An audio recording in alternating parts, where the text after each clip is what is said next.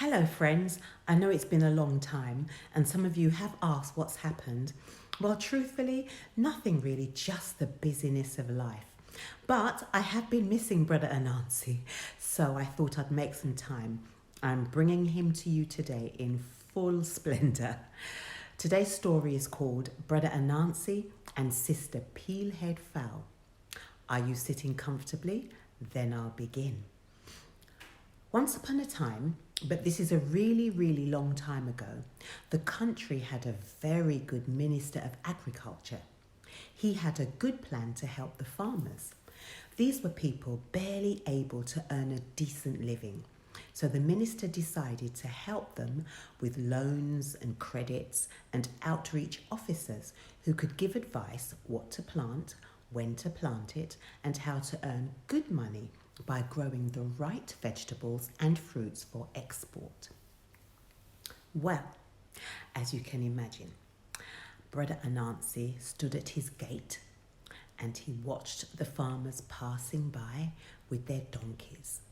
The square-cornered baskets made of palm thatch the farmers used to call bankras were full of produce.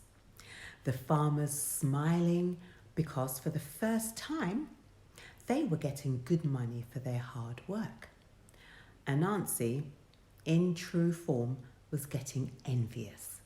So what does he do? He lay down in his hammock, he lit his beloved pipe and racked his brain trying to think of a way to get vegetables and foodstuff to bring to the export board. The board had built big cooling houses to store the foodstuff, to process it and to export it.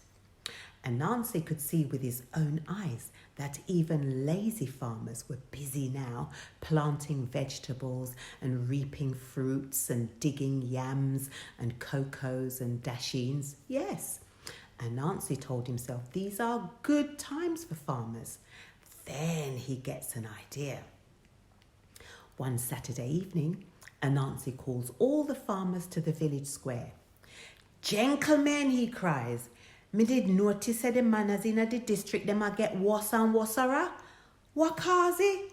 People getting greedy like the people them from foreign. And why? Causing them making money nowadays. Now hear me, there is nothing wrong with making money. No. But me ask uno this your question, whether that alright when bad mannerism take over? That people start disrespect each other? No. That the reason why me call this your meeting. All of we should make a resolution. Whoever this sister and brethren, friend and foe, next door neighbor and all people have to pay a fine. Whoever guilty of dissing the next person should have give the produce him a carry to the person we get this. The older farmers nodded. They had had the same experience. Younger farmers had started laughing at people who could not work as hard as they. Therefore, the majority of the people in the square decided to make this rule a law. Whoever disrespects hardworking people had to compensate the disrespected person with the content of the basket their donkeys were carrying or the content of the basket the culprit carried on top of his head. Well, early next morning, the sun was seeing something it has never seen before so early. Anansi was working with hoe and machete. Yes, Anansi was working hard. He was standing on top of a boulder beside the road which leads to the farmland, his hoe in his two hands trying to dig holes in the boulder. Some minutes later, Brother Jackass is passing. The bankers in his back are full of yams. Jackass has got up before dawn to work and now he is carrying his produce to the export board. Seeing Anansi on top of the boulder, sweating and digging, Brother Anansi had to say a word. "Oh, what you a do, Anansi?" Jackass brays. "You know see, me a dig hole for plant yam, Brother Jackass," Anansi cries and wipes his forehead. Now Jackass had to start laughing. But what is this, he cries. Whenever see somebody a plant yam pan boulder, and he laughs and laughs. He wipes laughing tears from his eyes as he laughs. Top that, Anansi shouts. You know, sister, you are diss me. Now you have to pay the fine. Give me few yam them right now. Brother Jackass lowers his head. He feels shame. He has committed the crime to laugh hard at a working person. Thus, he hands over his 2 baskets, which are filled with yams, to Anansi. As soon as Brother Jackass is out of sight, Anansi starts to smile. His plan is working very nicely, thank you.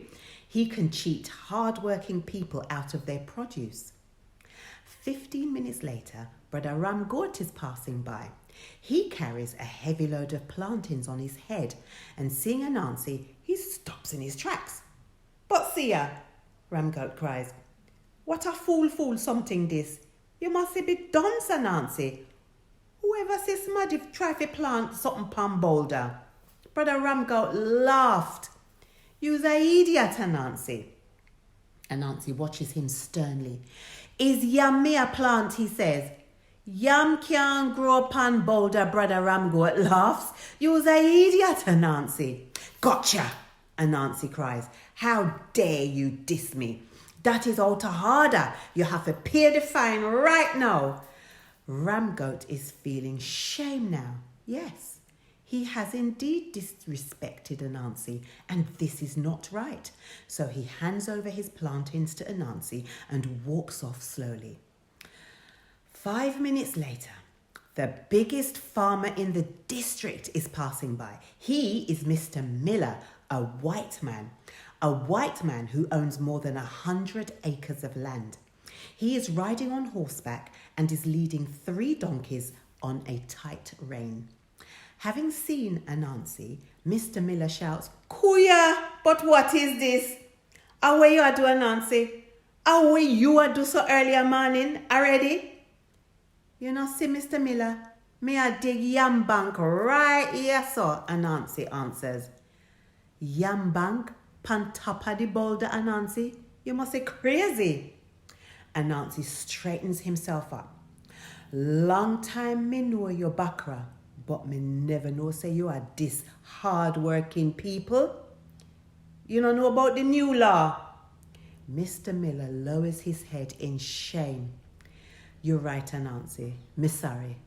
Me sorry, me say. Sorry, sir? You not sorry at all. Now you have to pay me the fine. Give me for your produce right now. You have to stick to the same law like everybody else. The Bakra days are over, sir. Mr. Miller is deeply ashamed, and he dismounts from his horse and unloads 6 heavy baskets filled with bananas, plantains, cucumber, chocho, and dashin. Anansi bids a farewell and leaves. Anansi rubs his hands. He was able to trick even the richest and most powerful man in the district. His plan was wonderful. Brother Anansi. In the meantime, the farmers who were tricked by Anansi gathered in the village square to tell each other what they had experienced. Now, they found out that Anansi had used his brain, which they knew was full of tricks, but they didn't know what to do about it. At that moment, Sister Peelhead Fowl was passing by. What? And she cackles. The farmers tell her what has happened to them. Brethren, Sister Peelhead Fowl cackles, we should have known say something strange was going to happen whenever this year Ginal named Anansi propose a new rule or law. No worry, me I got teach him a lesson for you know.